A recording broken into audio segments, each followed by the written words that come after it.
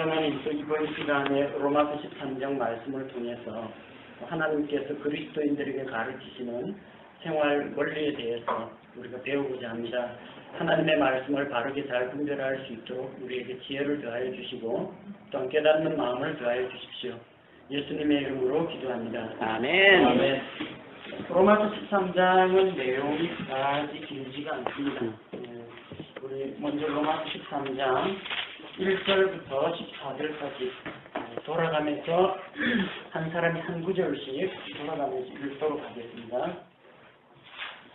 로마서 13장 1절 모든 호는 더 높은 권력들에 복종할지니 하나님으로부터 나지 않은 권력이 없으며 이미 있는 권력들도 하나님께서 임명하셨느니라. 그러므로 누구든지 권력에 거역하는 자는 하나님의 규례를 거역하나니 거역하는 자들은 스스로 정죄를 받으리라. 치리자들은 선한 일이 아니라 악한 일에 대하여 두려움이 되나니 그런즉 내가 권력을 두려워하지 아니하려느냐. 선한 일을 하라. 그리하면 내가 바로 그에게 칭찬을 받으리라. 그는 하나님의 사역자로서 내게 선을 베푸느니라. 그러나 내가 악한 것을 행하거든 두려워하라. 그가 헛되이 칼을 차지 아니하나니 그는 하나님의 사역자요 보호하는 자로서 악을 행하는 자에게 진노를 집행하느니라. 그러므로 너희는 진노 때문만이 아니라 양심을 대해서도 명백히 정죄합니다. 이런 까닭에 너희가 공세도 마치나니 그들은 하나님의 사역자로서 바로 이 일에 항상 힘쓰느니라. 그러므로 모든 사람에게 그들이 마땅히 받을 것을 중에 공세 받을 자에게 공세를, 관세 받을 자에게 관세를, 두려워할 자에게 두려움을, 존경할 자에게 존경을 주라. 서로 사랑하는 것 외에는 예수에게 주지 어떤 것도 미치지 말라. 다른 사람을 사랑하는 자는 율법을 성취하였느니라. 너는 간음하지 말라. 너는 살인하지 말라. 너는 도둑질하지 말라. 너는 거짓 증언하지 말라. 너는 탐내지 말라 한 것과 어떤 다른 명령이 있을지라도 그것은 너는 내 이웃을 내 자신과 같이 사랑하라 하신 이 말씀 안에 간략하게 들어있느니라. 사랑은 자기 이웃에게 해를 끼치지 아니하나니 그러므로 사랑은 율법의 완성이니라. 또 때를 알거니와 지금이 우리가 잠에서 깨어야 할 바로 그때이니 이는 지금 우리의 구원이 우리가 믿었을 때보다 더 가까이 있기 때문이냐. 아멘. 밤이 많이 지나고 낮이 가까이 왔으니 그러므로 우리가 어둠의 행위를 벗어버리고 빛의 갑옷을 입자. 낮에 하듯이 우리가 정직하게 걸으며 흥청거리거나 술 취하지 말고 심시를 더럽히거나 방탕하지 말며 다투거나 시기하지 말라. 오직 너희는 주 예수 그리스도로 옷 입고 육신의 정욕을 채우기 위해 육신에게 기회를 주지 말라. 아멘. 자, 우리 로마서 성경 공부가 이제 거의 마무리 단계에 왔습니다. 이번 시간에 13장 다루고 다음번에 14장, 그 다음에는 15장하고 16장을 같이 붙여서 공부하는 그 마무리가 될 거예요. 지난 줄거리를 살펴보면 1장부터 8장까지가 복음과 구원의 확신에 대한 내용입니다. 세상에 있는 모든 사람이 죄의 저주 아래 있다, 정죄하에 있다. 세 부류의 사람에 대해서 이야기했죠. 일반 자연인에 대해서 이방인들, 아직까지 복음을 들어보지 못한 자는 어떻게 되느냐, 그런 질문에 대해서 다루었고, 또 그 다음에는 나름대로 자기가 선하다고 믿고 있는 도덕주의자들, 그 중에는 착한 사람도 있지 않느냐, 그런 사람에 대해서 이야기했고, 세 번째 부류의 사람은 종교인에 대해서 이야기합니다. 조상들로부터 언약도 받았고 하나님의 율법도 받았고 할례도 행하였고, 자, 이스라엘 가문에서 태어났고 이런 유대인들, 종교인들에 대해서 이야기했는데 이 세 부류의 사람들이 모두 다 결국은 다 죄인이라는 것을 로마서 3장에서 선포를 하면서, 그리고 이 죄의 문제를 해결하기 위해서는 결국은 예수 그리스도의 십자가의 죽음과 부활을 우리가 받아들여야 한다. 그런 내용에 대해서 3장에서 배웠습니다. 그리고 사람이 어떻게 의롭게 되느냐, 믿음으로 의롭게 된다는 내용에 대해서 율법이 있기 이전 시대의 아브라함도 율법이 오고 난 이후에 다윗도 하나님 앞에서 모두 다 믿음으로 의롭게 되었다. 아멘. 4장에서 그걸 배웠고요. 5장에서는 그렇다면 우리가 이렇게 의롭게 되었다라고 하는데 의롭게 된 자의 축복이 무엇인가? 로마서 5장 1절부터 11절까지 그런 내용들을 다루었죠. 우리가 믿음으로 하나님과 화평하게 되었고 그리고 하나님의 은혜, 하나님 앞에 바로 서서 그분의 은혜 안에 믿음으로 들어감을 얻었다고 했습니다. 그리고 우리가 인내를 배우고 소망을 갖게 되었고 또 하나님의 사랑이 우리에게 헛되지 아니하였다. 왜? 하나님께서 자기 아들 예수 그리스도를 우리가 연약할 때, 우리가 죄인이었을 때, 죄로 원수가 되었을 때 우리 대신 죽게 하셨다. 그래서 우리가 그분의 대신 죽으심으로 말미암아 진노하면서 구원을 받는다. 아멘. 이야기를 했습니다. 그리고 하나님과 화해하게 되었다고 이야기했어요. 그리고 두 부류의 종족에 대해서 이야기했죠.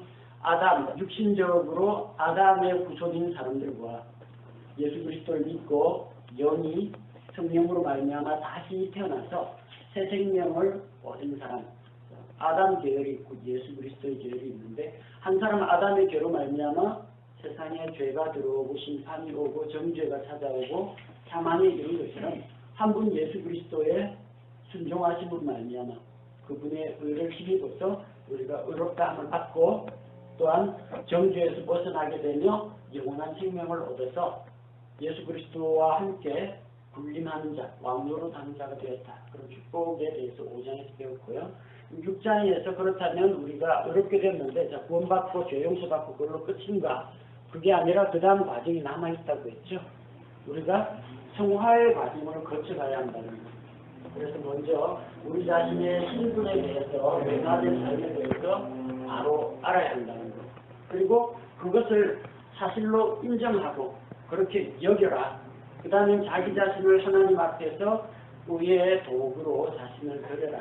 알고 여기고 드리면 이 세 가지를 통해서 우리의 삶이 변화되어 나갈 수 있다.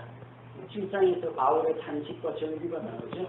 내가 선한 것도 알고 또한 하나님 앞에서 이렇게 바르게 행하고자 하는 그런 본성이 있는 반면에 여전히 내 안에서는 내가 안에 있는 또 다른 법이 죄의 법 아래로 나 자신을 사로잡아 오거든요.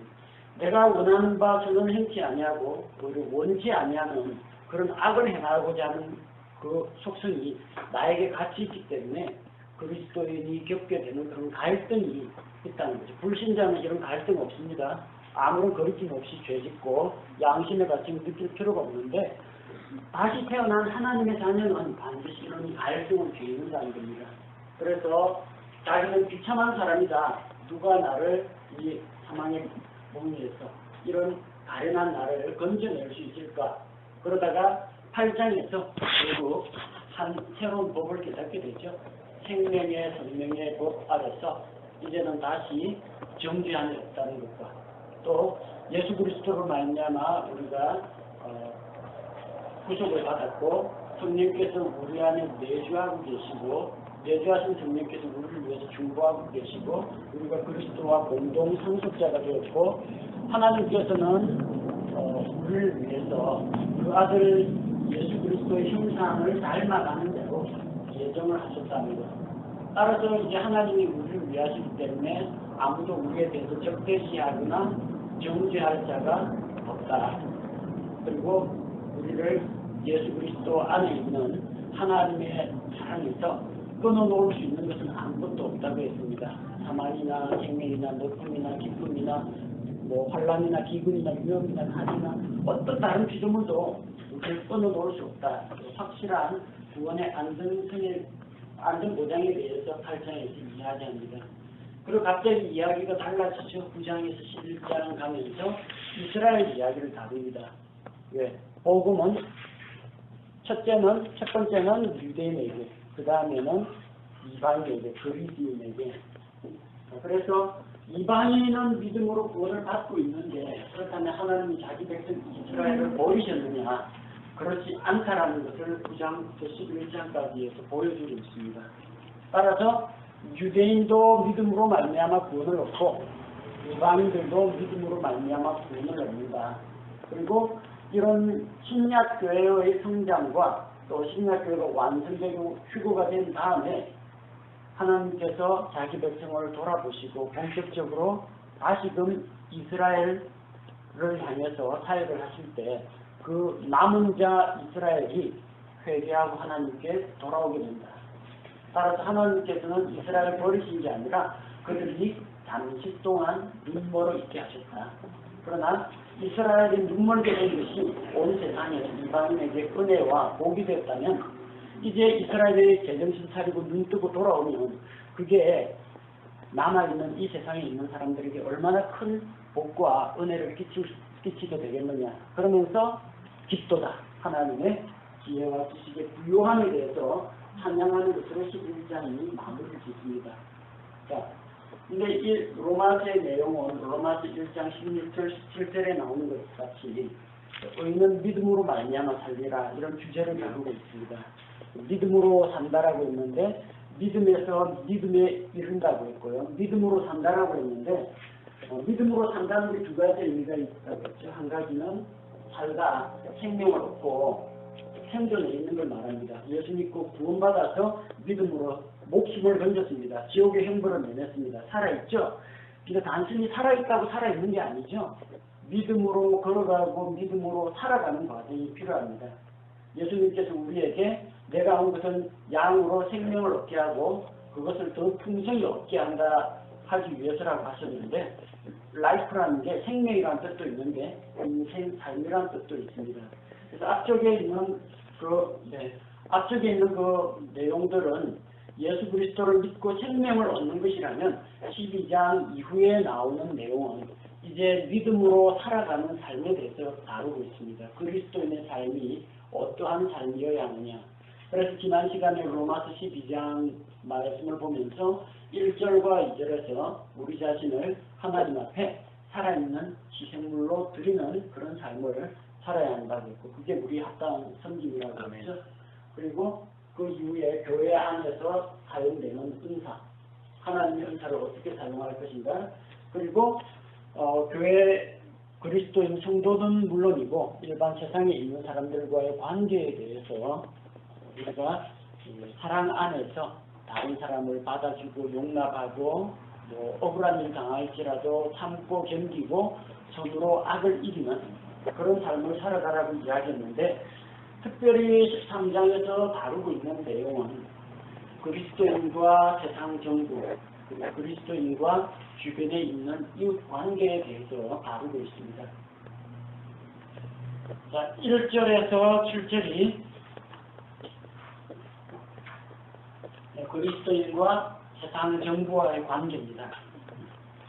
1절에서 모든 혼이라는 말은 살아있는 사람을 혼이라고 부릅니다. 흙으로 된 육체에 하나님께서 생명의 숨을 불어넣으셔서 완전한 인격을 갖추게 된 영과 혼과 몸을 다 갖추고 있는 완전한 사람을 혼이라고 부릅니다. 동양 사상이 이야기하는 것은 홀병이나 혼백이나 그런 이야기가 아니고요. 살아있는 사람을 말합니다. 그래서 모든 혼은 더 높은 권력들에 복종하라고 했습니다. 높은 권력들, 인간 세계에 여러 권력들이 있죠. 우리 이 세상을 다스리고 있는 인간 정부를 이야기합니다. 자, 그런데 왜 복종해야 하느냐? 권력은 하나님께로부터 난다. 하나님으로부터 나지 않은 권력이 없다는 겁니다. 그리고 이미 있는 권력들도 하나님께서 임명하셨다. 그렇게 이야기하고 있습니다. 권력은 하나님에게서 난다. 그래서 우리는 국가와 정부의 권위에 순종하는 것이 필요합니다. 여기에는 구체적인 정부의 형태에 대해서 말하지 않습니다. 그게 전제 군주 국가냐, 독재 국가냐, 사회주의 국가냐, 민주주의 국가냐, 그 형태는 묻지 않습니다.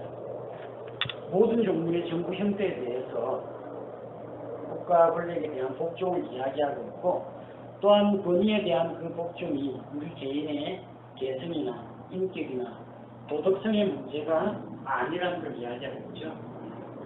왜 복종합니까? 하나님의 명령이라서 그렇습니다. 자, 모든 권력은 하나님께로부터 난다라고 했는데 민주주의를 주장하는 분들은 그렇게 이야기 안 합니다.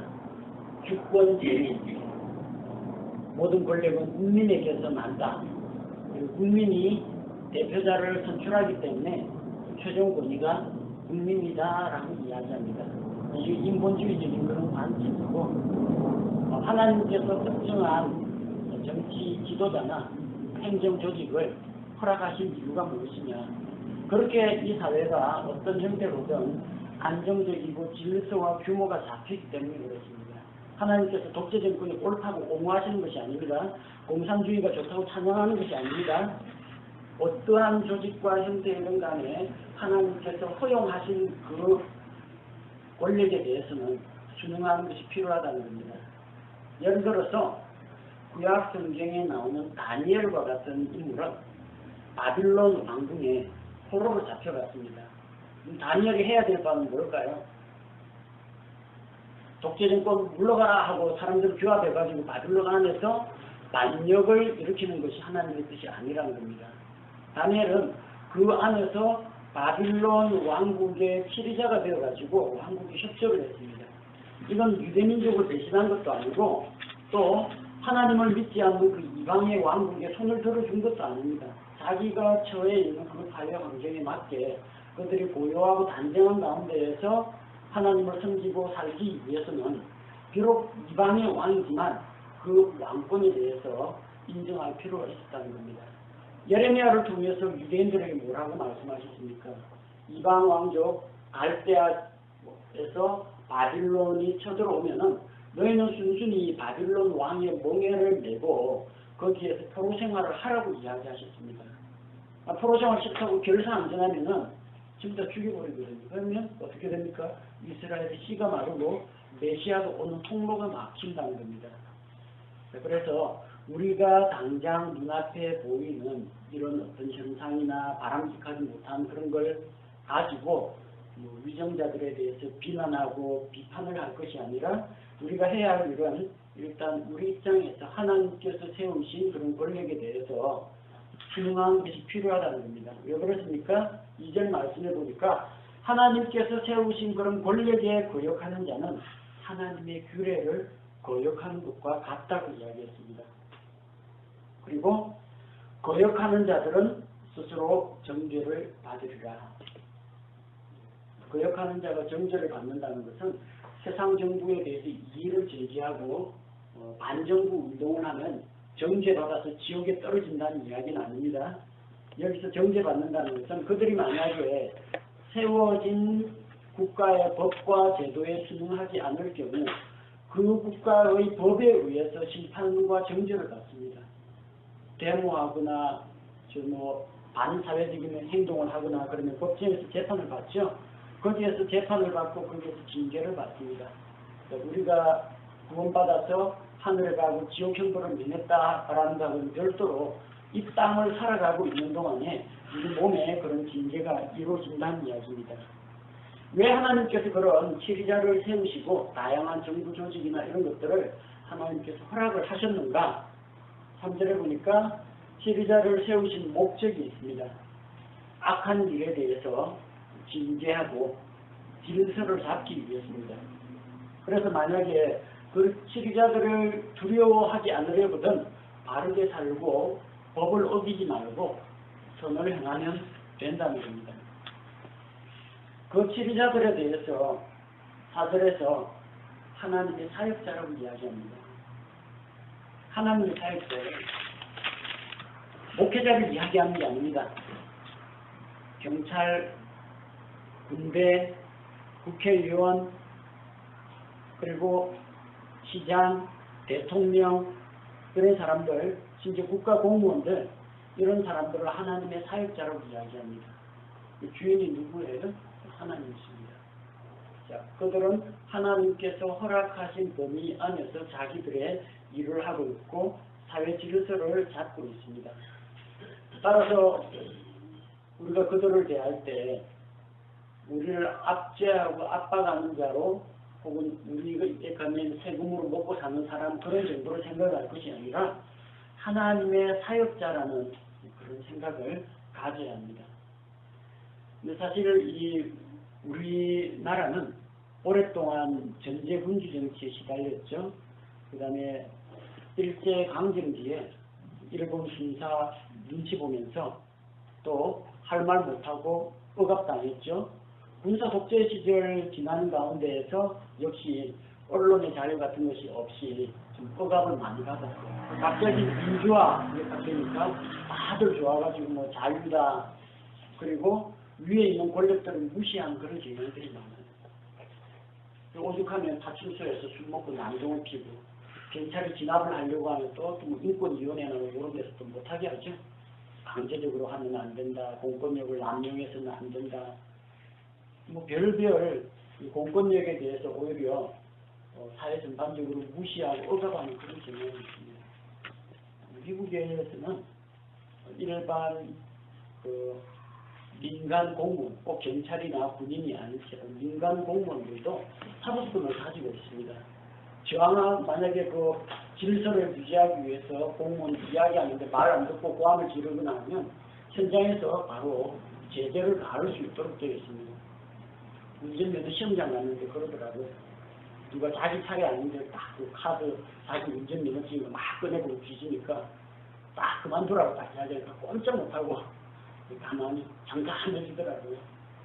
그게 바로 이제 공권력이 바로 서야만 이 사회 기관과 질서가 잡힙니다. 아멘. 근데 그냥 뭐 데모하고 그냥 뭐 어디다 뭐 투서 넣고 진정 넣고 뭐 이러면은 소송 들고 하면은 뭐 다 되는 걸로 생각하는데 우리나라가 지금 잘못하고 있는 거예요.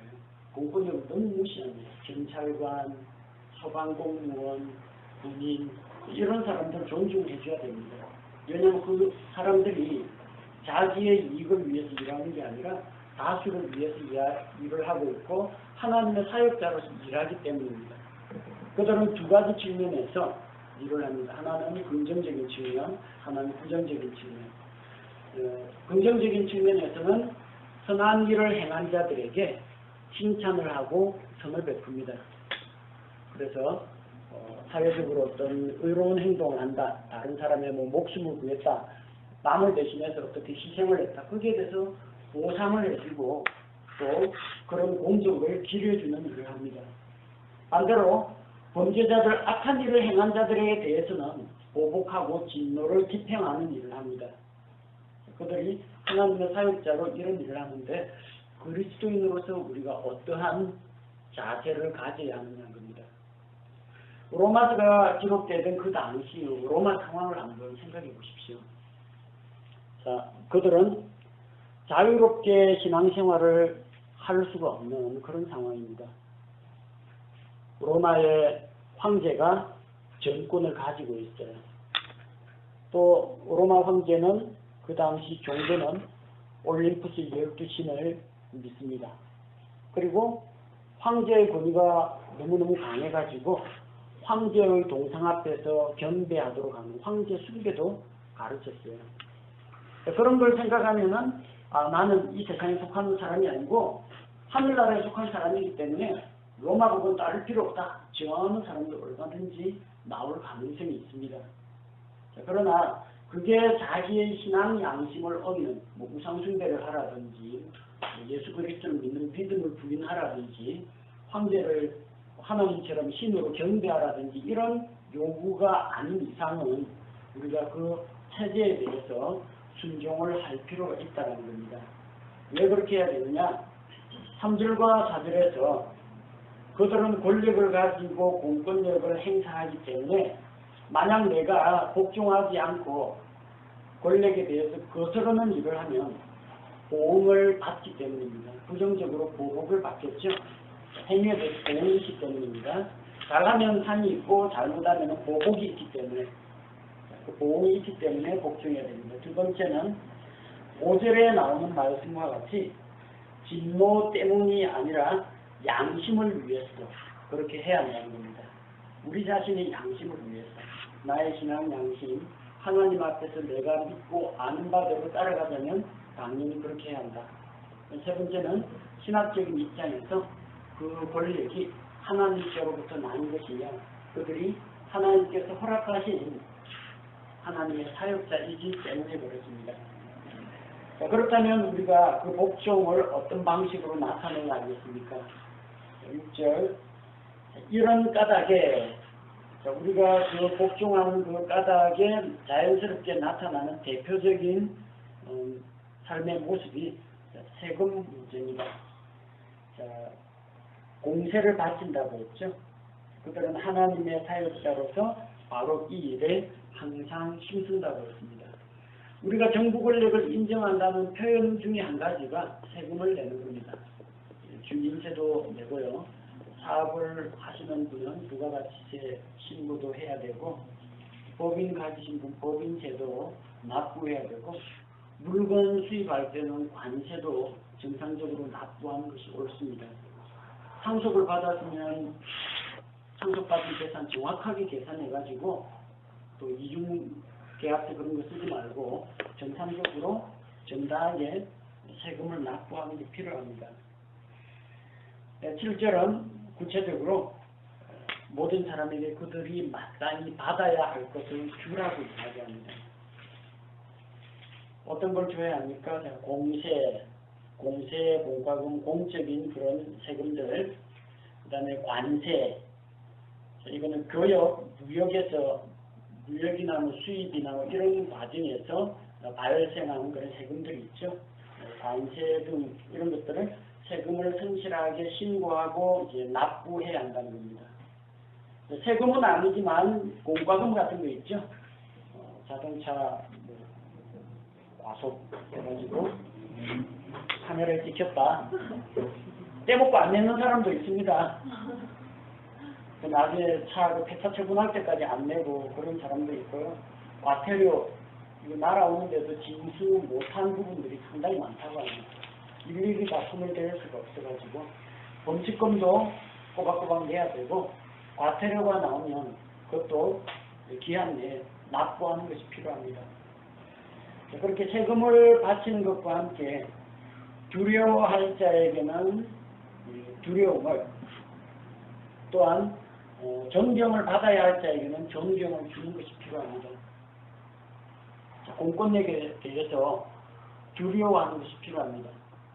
우리는 뭐 경찰 지구대 이런 데서 술 먹고 행패 부리지만 미국에서는 총 딱 겨누고 딱 자동차 바르게 내가 속도 위반 딱 잡으면 차 딱 뒤쪽에서 세워간 다음에 꼼짝 못하게 경찰차가 뒤쪽에서 딱 절대 가까이 가지 않고 번호판 줘야 되는데 범죄 경력이 있나 혹시 또 세금 안 내고 떼먹은 거 있나 다 줘야 하고 그때까지 차 밖으로 나오지 못합니다. 그리고 핸들 이렇게 손 딱 그대로 딱 던져놔야지 왔을 때 신분증 꺼낸다 주머니에 손 넣으면 총 꺼내는 줄 알고 바로 그냥 발표해버립니다. 저항하면 그냥 바로 발표할 정도로 공권력에 대해서 그들 두려워합니다. 우리나라에서는 좀 그런 게 찾아보기 힘들죠. 메모 줘가지고 좋게 메모하게 아니면 내가 누군지 아느냐 경찰청 뭐 아는 사람이 있다는 그런 이야기 꺼내거나 아니면 또 내가 뭘 잘못했느냐 행세 부르는 사람들이 있는데 대단히 잘못된 겁니다. 두려워할 자를 두려워해야 됩니다. 안 그러면 사회 질서가 안 서는 거예요. 그 다음에 존경받을 자는 존경을 해야 됩니다. 그러니까 우리 민족 문화의 특징 중에 하나가 영웅을 만들지 않는 문화라고 합니다. 그리고 영웅을 만든 다음에 자기가 만든 영웅을 죽이는 문화가 한국 문화라고 해요. 외국에서는 별 말도 안 되는 뭐 네덜란드에 뭐 댐에 구멍이 났는데 손가락으로 맞고 주먹으로 맞고 몸으로 막아가지고 뭐 나라를 구한 소년 다 거짓말인 거 아시죠? 그 수압이 얼만데 주먹 갖고 몸으로 막아가지고 사람이 홍수에 떠내려가지고 근데 그거 만들어 놓고 그 봐라 이런 대국적인 이런 소년에 대해서 막 용시하고 그러죠. 조지 워싱턴과 뭐 아버지가 아끼는 벚나무를 했는데 아버지 제가 그랬습니다. 그것도 다 지어낸 이야기인데도 우리 그거 다 믿고 그럽니다. 왜? 미국 사람들 다 그게 동화책에 나오는 게 아니라 윈증기에 나와요. 안 믿습니다. 우리나라는 그렇게 열심히 독립운동을 했던 김구 선생 어떻게 내려갑니까? 긍정적, 부정적 평가가 다 나옵니다. 지금 와서는 부정적으로 또 평가합니다. 이승만 대통령이 잘한 게 있습니다. 물론 뭐 주변 관료들 말에 귀를 기울이고 나라가 돌아가는 것을 잘 파악 못했다 그런 단점들이 있지만 이 우리나라 초대 대통령으로서 미국 열방과의 그 관계를 잘 조율해가지고 어쨌든 나라의 기초 닦아놓은 사람이거든요. 근데 지금 보면 대체적으로 뭐 이승만 이야기하면 뭐 하여튼 안 좋은 식으로 뭐 진립하다 어떻다 뭐 독재다 그런 식으로 이야기하죠. 그럼 그 독재를 물리친 박정희 대통령이라도 존경해야 될 거 아닙니까? 박정희 하면 또 뭐 군사 독재 뭐 18년 동안 어쩌고 저쩌고 막 또 그 이야기를 합니다. 자 그러면 그 다음에 그런 군사정권 박정희 시대에 가고 나서 뭐 새시대 새나라 새지를 세우겠다고 한 전두환 대통령 그럼 어떻게 생각해요? 역시 또 군부 반란해가지고 어쨌든 멀쩡한 사람이 없습니다. 그럼 노태우 역시 또 대통령 마찬가지입니다. 김영삼 대통령은 국민정부이기 때문에 군사독재 아니기 때문에 하지만 또 IMF가 어쩌고 저쩌고 뭐 나라를 또 어떻게 뭐 경제를 망쳤느니 또 그런 이야기하죠. 그러면 김대중 대통령은 또 역시나 마찬가지입니다. 뭐 북한에 뭐 돈을 얼마를 송금을 했니, 그 다음에 핵무기 개발하는 돈으로 뭐 그게 뭐 쓰였느니, 돈 가지고 노벨상을 뭐 샀느니, 외국 같으면 그렇게 말 못해요. 자기 나라에서 노벨상 수상자가 나서면 다 존경하고 좋아해야되는데 우리는 자기 나라 이 대표가 이 노벨상을 받아도 문제입니다. 받아도 하여튼 그 깎아내리기 바빠요. 그 다음에 누구 됐습니까? 노무현 대통령, 서민 대통령이라고 했는데 뭐 이야기합니까? 역시나 또 뭐 노무현 대통령 뭐 비리니 뭐 비자금이니 뭐 자살한 거 가지고 두고두고 물고 늘어지지 않습니까? 뽑을 땐 언제고. 그럼 이명박 대통령 됐으면은 존경합니까? 쥐박이라고 뭐 이렇게 쥐의 쥐라고 뭐 박근혜 대통령 뭐 닭에다가 뭐 비교를 해가지고 전혀 이 대통령에 대해서 존경 안 해요. 제일 존경하는 사람은 누굽니까? 세종대왕은 이순신 장군. 세종대왕은 뭐 하냐? 세종대왕은 뭐 여자들을 여럿이 거느리고 음란한 행실을 했는데 또 엉뚱한 걸 가지고 우리나라의 문화와 한글 이런 거에 대해서는 언급 안 하고 엉뚱한 사생활 가지고 물고 늘어집니다. 세종대왕 말고 이순신 장군 이야기 안에는 실은 원균이 더 훌륭한 사람인데 원균은 자서전하고 글을 안 남기고 이 사람은 이순신은 자기한테 유리한 기록을 많이 남겨가지고 이 사람이 우호적인 평가를 받는다 엉뚱한 이야기를 또 하고 있어요. 전 세계 영국, 미국 해전사 하면 전부 이순신 장군 올라가는데 우리나라 사람은 이거 다 존중 안 합니다. 영웅을 만들지도 않아요. 다 영웅 죽이기를 하는 거예요. 위대한 사람이 나올 수가 없어요. 멀쩡하던 사람도 총리 후보만 되면 무조건 그때부터 비리하고 이런 게 다 드러나는데 멀쩡한 사람이 차라리 안 나오는 게 낫지. 망신 다 당하고 자진 사퇴하고 그런 거 하지 않습니까? 이게 무슨 문화가 이렇습니까? 미국에서는 뭐 클린턴 대통령이 여기서 하고 뭐 스캔들이 일어나거나 말거나 그 사람이 부정축제를 했다거나 어떤 국가 정책을 크게 뭐 잘못해가지고 나라를 망하게 했다거나 그런 일이 아니라 그 사람이 그건 사생활이기 때문에 도덕적으로 지탄받을 대상이긴 하지만 자기 국가 지도자 아닙니까? 전 세계에 그 대통령을 자랑합니다. 자랑은 아니에요. 존경할 때에게 존경을 주라고 했는데 존경받을 가치가 있는 위정자라든지 높은 사람에 대해서 우호적으로 이야기하는 것을 마치 아부하는 것으로 여기고 오히려 그런 사람들 비판하고 까는 사람이 진보주의자의 의식이 깨어있는 사람이라고 착각을 하고 있다는 겁니다. 대단히 잘못된 그리스도인의 생활 태도입니다. 위에 있는 권력들이 우리한테 잘못하는 일도 있습니다. 잘못해서 뭐 예산을 낭비한 사람도 있고요. 혹은 뭐 부정축제한 사람도 있고 사생활에 좀 문란한 그런 사람들도 있습니다. 그때 우리가 할 수 있는 일이 무엇이겠습니까? 뭐 반란을 일으키고 혁명을 하고 사회운동을 하고 거기로 쏟아져 나오는 것이 우리의 일이 아니라는 거예요. 디모데전서 2장 1절과 2절에서 그리스도인이 마땅히 위에 있는 권력자들에 대해서 갖춰야 될 태도에 대해서 이야기합니다. 디모데전서 2장 1절 2절 그러므로 내가 권면하노니 무엇보다 먼저 모든 사람을 위하여 간구와 기도와 중보와 감사를 드리되 왕들과 권위를 가진 모든 사람을 위하여 하라. 간구, 기도, 중보, 감사를 왕들과 권위를 가진 사람들, 위정자, 행정관료 이런 사람들을 위해서 하라는 겁니다. 왜? 이것은 우리가 전적으로 하나님을 따르며 정직한 가운데 조용하고 평화로운 삶을 살고자 하니라. 이것은 하나님 곧 우리의 구원자의 눈앞에서 선하고 받으실 만한 것이니라.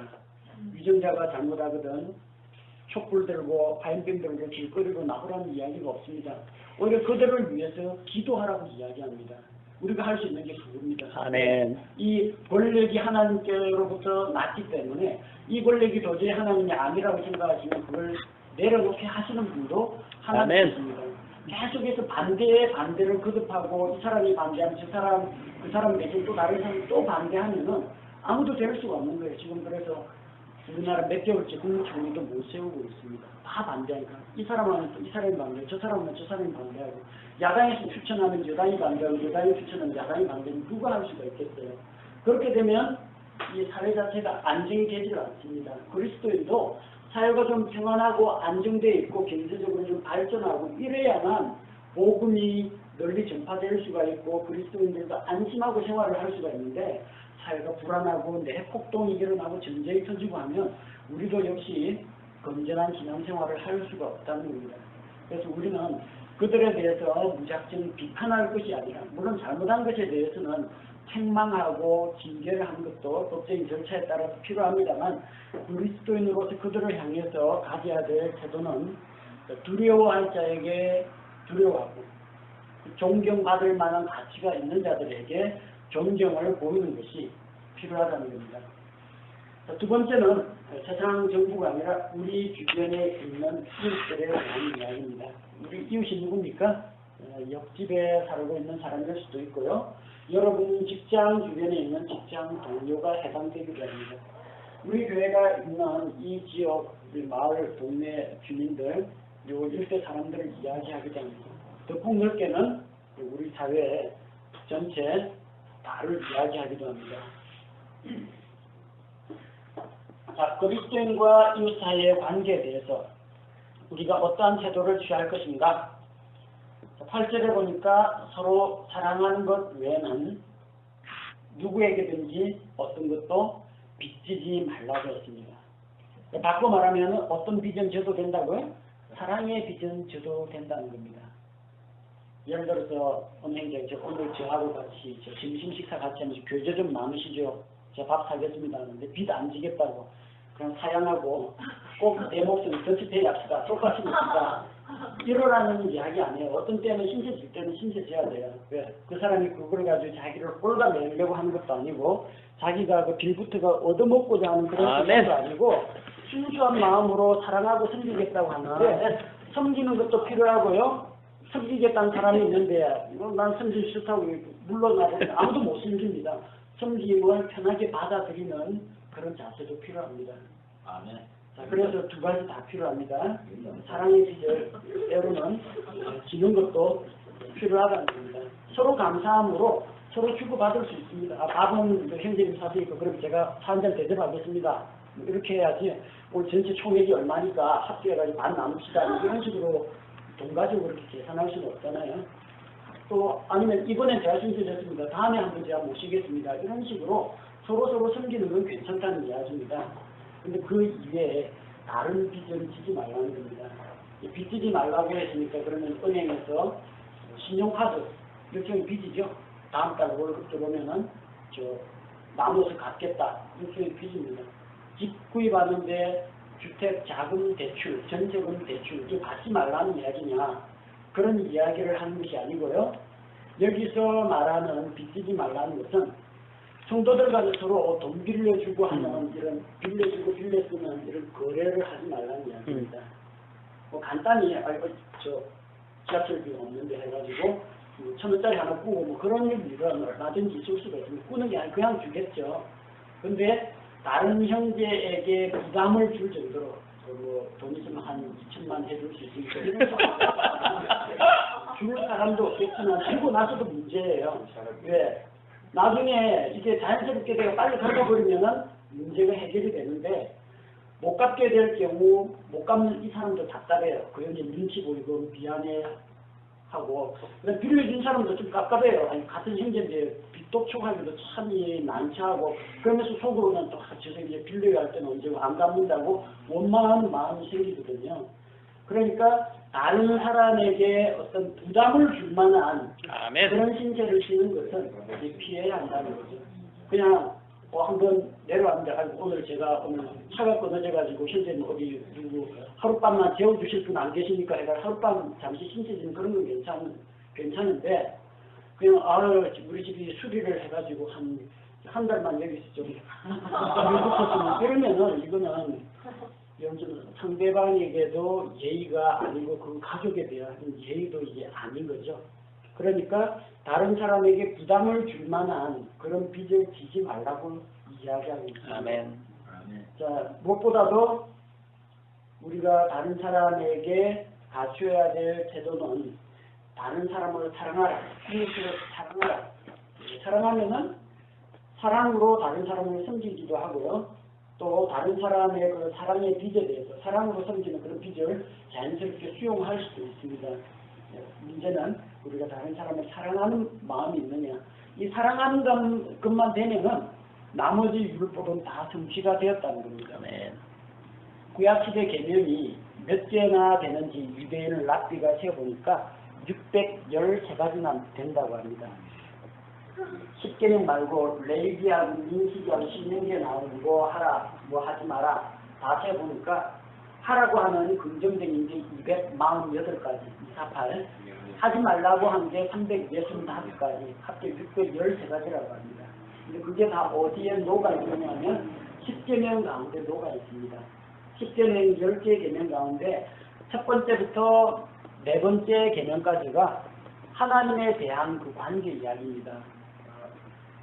다른 신의 이름을 부르지 말고 우상을 만들지 말고 하나님의 이름을 헛되이 취하지 말고 또한 안식일을 기억해서 하나님께 한 날을 정해서 드리는 것, 하나님하고 관계 이야기입니다.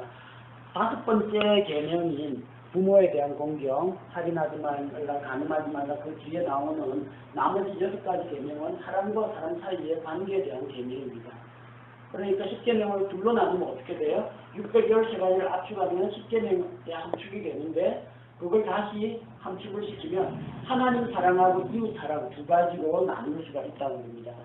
결국 이 율법의 완성, 사랑은 율법의 완성이라는 겁니다.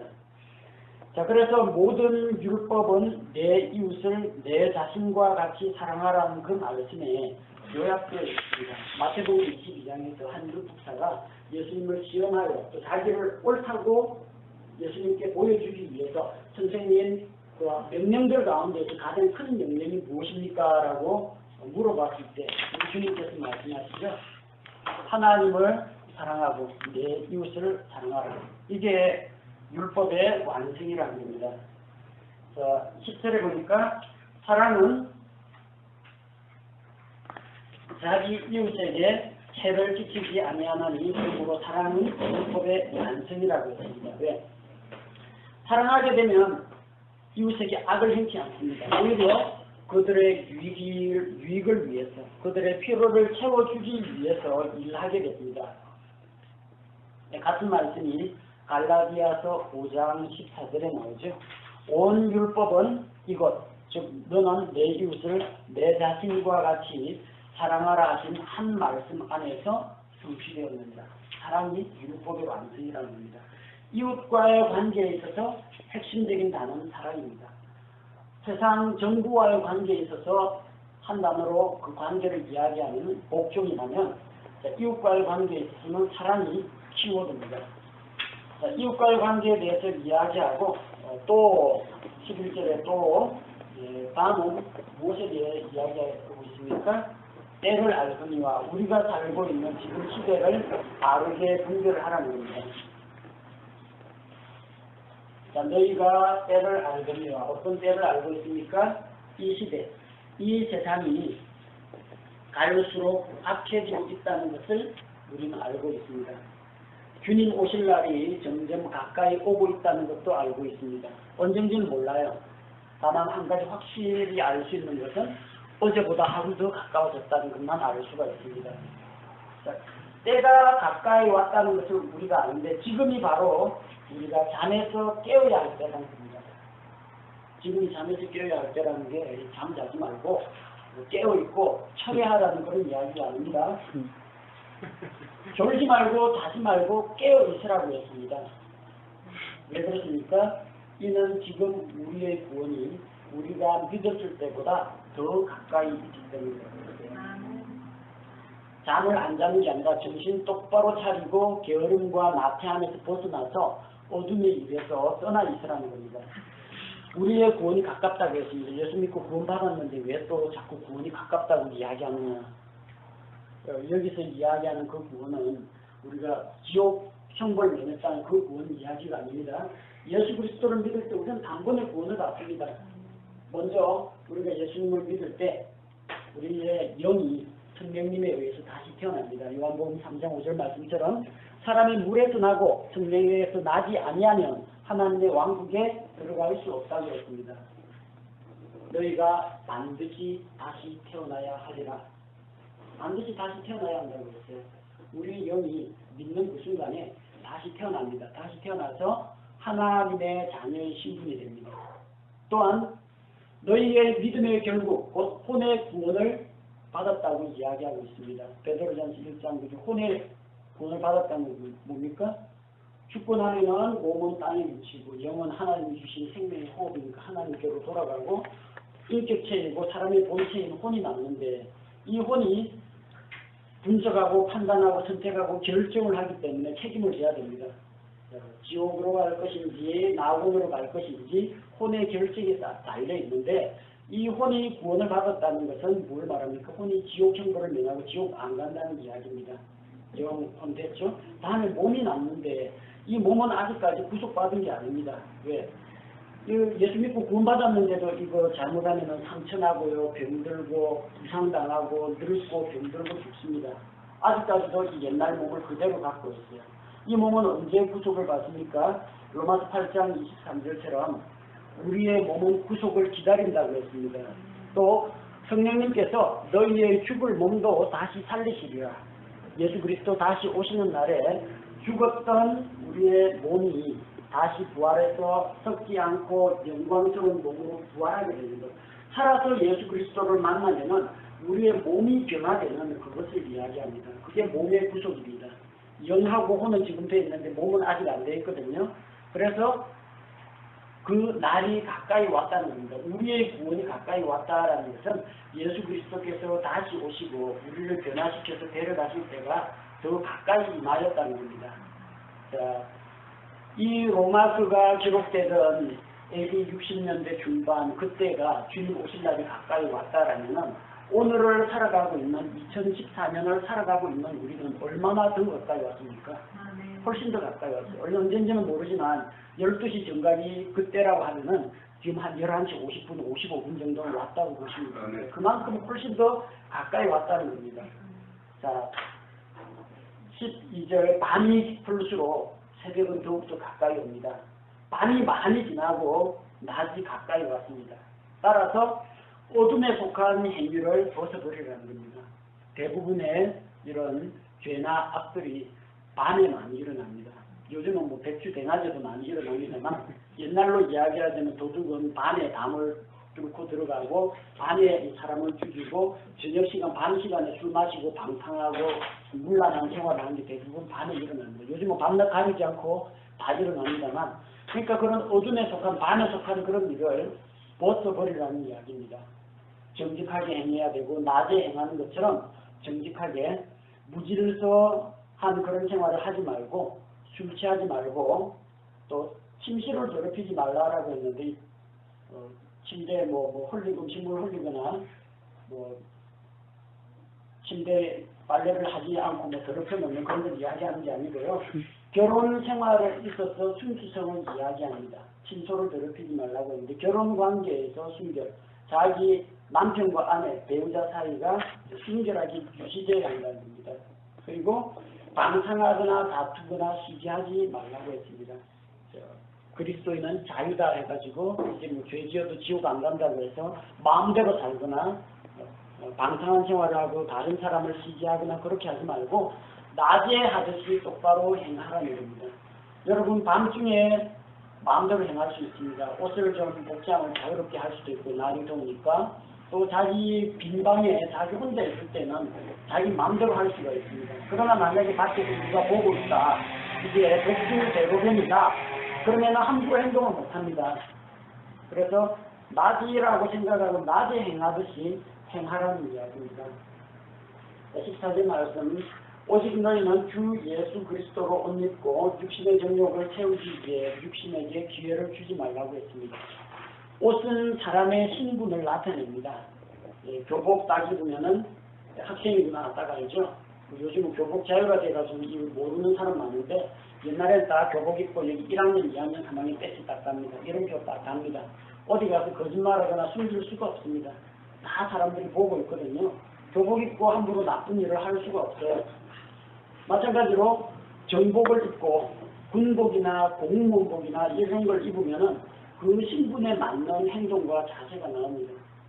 물론 정상적인 분들도 예비군복만 입으면 이상하게 변하죠. 중앙 대학교 스님이 예비군 훈련장에 딱 오면 그때부터는 모자를 탁하게 쓸고 뭡니까 안에 옷 안 집어넣고 옷 다 끄집어내고 전봇대에다 오줌 싸고 그러는데 자기 제자들을 보면 학교에서 절대 그렇게 못합니다. 모르는 사람 눈이 아니다 그렇게 생각하고 마음대로 행하는데요. 이상하게 옷만 입혀놓으면 행동이 똑발라지는 사람이 있고 그 옷 입혀놓으면 행동이 좀 바뀌는 사람이 나옵니다. 왜? 옷은 그 사람의 신분을 나타냅니다. 의사가 가운을 입는 거, 간호사가 자기의 제복을 입는 것, 은행원이 자기 제냐지인 근무복을 입는 이 자체가 자기의 신분의 표상입니다. 그리고 그 신분에 맞는 그런 행동을 하게 되기 때문입니다. 우리가 그리스도로 옷 입으라고 했어요. 여러분이 그리스도로 옷 입었다. 세상 사람들이 다 알아요. 아, 저거 옷 보니까 크리스찬 맞네. 그러면 어떻게 하겠어요? 운전도 조심해야 됩니다. 술집 같은 데 함부로 들어가지도 못합니다. 길거리에 침도 못 댔습니다. 누구 뭐 해가지고 함부로 쌍욕도 입에서 함부로 못합니다. 그리스도로 옷 입으시고 사람들 다 그럴 거 아니고 예수쟁이가 저런다고 크리스찬이 저런다고 당장 주님께 여기 돌아갈 거 아닙니까? 그래서 주 예수 그리스도라는 옷으로 나의 신분을 무장시켜 놓고 그 신분에 합당하게 살라는 이야기입니다. 자, 정욕을 채우기 위해서 육신에게 기회를 주지 말라고 했습니다. 앞서 말씀드린 것처럼 우리 몸은 아직까지 연약합니다. 그리고 옛날에 편하게 살고 또 좀 자유롭게 나태하게 살고자 하는 그런 과거의 본성에 길들여져 있어요. 끊임없이 틈만 나면 쾌락과 죄와 옛날 생활로 돌아가고자 하는 그런 본능들을 가지고 있습니다. 조금이라도 빈틈을 주면은 안 됩니다. 틈만 주면 어떻게 해요? 염소가 도망가는 집 옛날 집으로 도망가거든요. 조심해야 돼요. 간단하게 딱 묶어놓고 눈 딱 마주보면서 한참 동안 길들이기를 해야 됩니다. 우리 자신에게 스스로 절제하면서 제어를 하면서 틈을 주거나 기회를 주면 안 됩니다. 틈 주면 그 틈을 뒤집고 죄의 유혹이 찾아옵니다. 틈을 안 주기 위해서 예수 그리스도로 옷 입는 그런 그리스도인이 되는 것이 필요합니다. 우리의 신분의식에 깨어있지 않은 그런 말씀입니다. 로마서 13장은 이렇게 그리스도인의 특히 세상 정부와 주변 분들과의 관계에 대한 이야기로 이야기를 다루고 있고요. 다음 시간에 저기 14장을 할 때 14장은 주로 교회 안에서 일어나는 일입니다.